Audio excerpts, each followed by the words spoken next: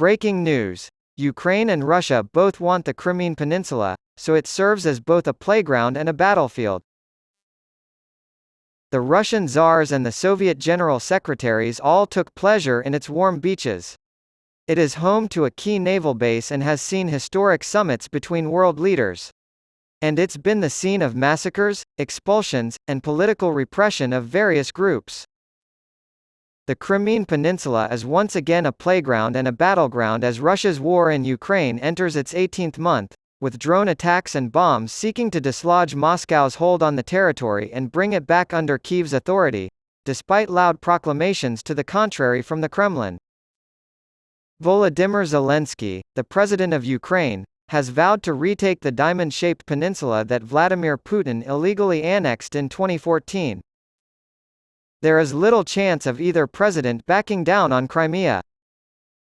Russia quickly conquered large swaths of southern Ukraine in 2022 after Moscow had already deployed troops and weapons there in preparation for the war. According to Kyiv, the militarization of Crimea poses a risk to all countries in the Black Sea region. Putin's 2014 annexation was swift and without casualties. Men in plain military uniforms took control of Crimea while Ukraine was still reeling from the fallout of the revolution that toppled pro-Russian President Viktor Yanukovych.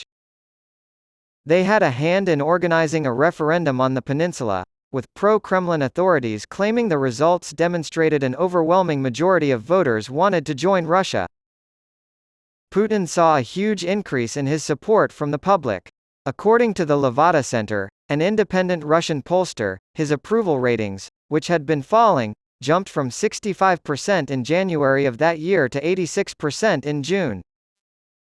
The phrase, Krim Nash, in Russia, the slogan, Crimea is ours, became a national rallying cry. However, only a select few nations, including North Korea and Sudan, acknowledged the change.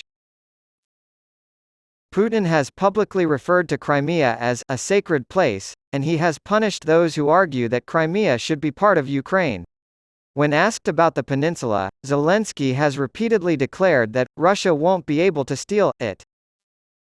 Valued possession.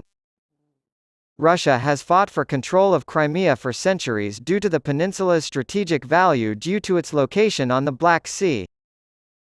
Tatars, who speak a Turkic language, inhabited Crimea before the Russian Empire annexed it in the 18th century. 2 centuries later, it briefly gained independence as a Tatar republic before being absorbed by the Soviet Union. Nearly 200,000 Tatars, or roughly a third of Crimea's population, were deported to Central Asia by Soviet dictator Joseph Stalin in 1944. Central Asia is located 3,200 kilometers, 2,000 miles, to the east of Crimea. Stalin had accused them of working with Nazi Germany, an accusation that has since been largely disproven by historians. In the subsequent 18 months, half of them likely perished due to hunger and other hardships.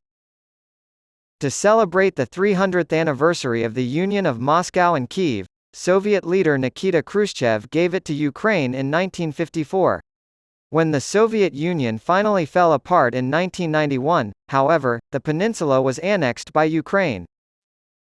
Russians as a whole and the ruling class in Russia have always felt that Crimea was unfairly ceded to Ukraine. Tatiana Stanovaya, senior fellow at the Carnegie Russia-Eurasia Center, told the Associated Press that people have always thought of Crimea as part of Russia. Russia maintained a presence in Crimea, technically part of Ukraine, thanks to the Black Sea Fleet's base in Sevastopol. According to Graham Robertson of UNC Chapel Hill, the base's strategic importance was a major factor in Moscow's decision to annex the peninsula in 2014. Robertson said in an interview that Russia's fleet needs Sevastopol to have access to the Mediterranean and for Russia to be a power that can close the Black Sea and exercise control over Ukraine's economic and political viability. To paraphrase, I think that is, at the end of the day, why the annexation took place.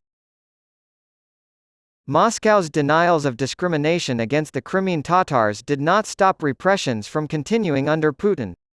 Approximately 30,000 people left the peninsula between 2014 and 2021 due to their strong opposition to the annexation.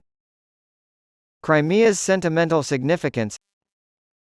As Sam Green, a professor of Russian politics at King's College London, put it, an emotional and almost sort of quasi-religious kind of thing, Crimea has a unique resonance for Russians beyond its strategic value.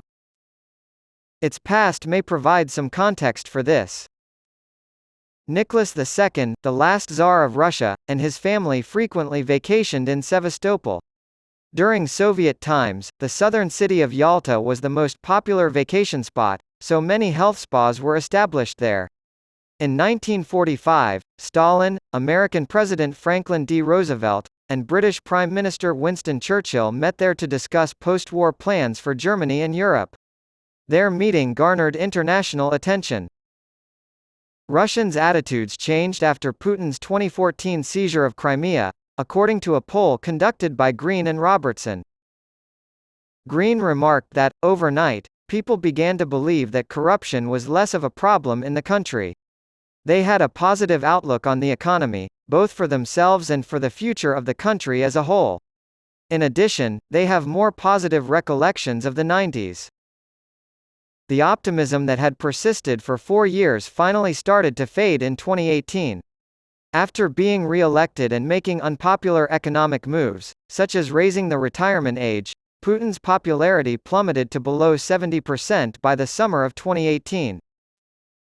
That rallying effect was partially restored by the full-scale war in Ukraine in 2022, Green said, but if the Kremlin loses Crimea or has to make a major effort to keep it, people might come to the conclusion that Putin is not the man for the job. Even with the increased attacks, including the 2 that hit Putin's prized asset, the Kerch Bridge connecting Crimea to Russia, in October 2022 and again last month, as well as other targets like an ammunition depot on July 22, the political analyst Stanovaya says few in Moscow believe Ukraine is capable of retaking Crimea. It appears that not all Russians are concerned, as many still visited Crimea's summer resorts. Russian media reported multiple tourists in the occupied parts of Donetsk, Zaporizhia, and Kherson regions of Ukraine after the bridge was attacked in July. These regions are on the front lines of the conflict. However, the tourism industry has taken a hit as some of the peninsula's beaches have been converted into fortifications and empty rooms have been reported at hotels and guesthouses. The Crimean stake for Ukraine. Crimea had been a part of Ukraine for 60 years prior to its annexation by Russia in 2014. Kyiv poured $100 billion into the peninsula between 1991 and 2014, according to Leonid Kravchuk, the first president of independent Ukraine. It has also become an integral part of Ukrainian culture.